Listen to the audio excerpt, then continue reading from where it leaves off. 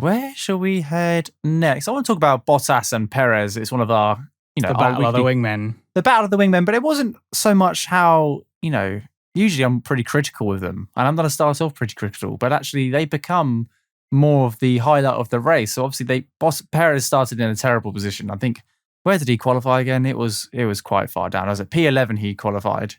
And then the starting grid he was in P11 and Bottas was in P6. We've got the two wingmen running quite far behind where we expected them to be on a track where overtaking wasn't expecting to be as easy as it was. And I just want to give them a bit of a shout out, really, because we're very easy to criticize these two drivers for not performing.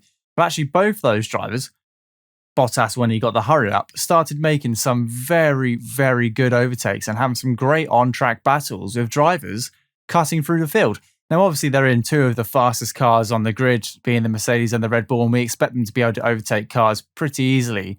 But it was just a pleasure to see. And, just for me, when I heard Toto on the radio to Bottas saying, come on, we're fighting for P3, get your foot down, or whatever he said, I thought, now, this has happened before, and Bottas really hasn't moved up the grid. He's kind of just stayed where he was, just outside the points. Are we going to have another one of these races where, potentially Red Bull is going to jump Mercedes in the constructors because Bottas isn't going to do anything? But actually, Bottas put his foot down and made some brilliant overtakes, some really last-minute overtakes into turn 1, fighting all the way around to turn 2 and turn 3. And I thought it was absolutely fantastic. And I wish we had seen more of this throughout his Mercedes career, because he's brilliant. He can do it. He can do it. And, he is primarily what I call a defensive driver. He's very good at being out front and just sticking in P2. He's not particularly great at defending either, though, really. Yeah, he's got to give. He's better at defending than he is attacking. But, he had a great weekend. That sounds like an insult. He does, yeah. He had a great weekend up until he had to retire, which is unfortunate. But, yeah, I thought it was fantastic to see Bottas come from almost, from midway through the pack all the way to the top.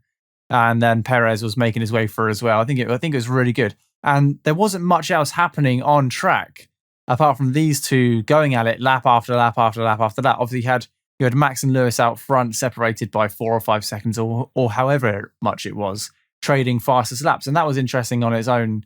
But I don't know why I said that 3 times. But we had Perez and Bottas, which I really thought brought a lot to the race. And I was pretty happy with their performance. Ultimately, though, it was another nightmare weekend for Bottas in the end, because he did pretty well qualifying-wise, but then had to take a 3-place grid penalty. Then he dropped 5 places at the start, which meant that he had to get going. And he got the hurry up from Toto on lap 8 after failing to make up any positions straight away. Toto's he's always there to be helpful, isn't he? Pass the cars ahead for points. Okay. That's how it works. I remember now. The general idea. Yeah. Then he suffers a puncture, lap 33. Like you said, he was making really good progress for P3. He looked like he was on for the podium. And eventually then has to retire. I think they were just saving the engine, to be honest with you. I don't think he was really going to get anywhere, and they were just looking after it, and they'd probably taken damage to the car because of the puncture as well. So it was a bit of a nightmare again for Bottas, which was a shame because, like you said, he was bringing it back. As for Perez, really, really odd strategy to go for the 2-stopper. You've got the guy who's known for his great tyre management. Yep. And then they put him on 2 stops. They came in earlier. Perez came in earlier on his mediums than some car did on used softs. Yep. Right? Because Perez started on completely fresh mediums. And you had people like Norris and Vettel, Ocon, both Alpines actually started on used softs. They all pitted after he did. Could not understand why he came in so early. I know that Verstappen and Hamilton stopped that, but they had so much pace. And they were so far ahead.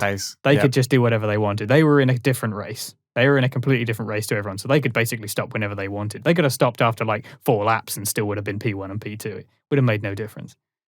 I thought that was just such a strange decision because he had a good drive overall, although he did let the side down in qualifying.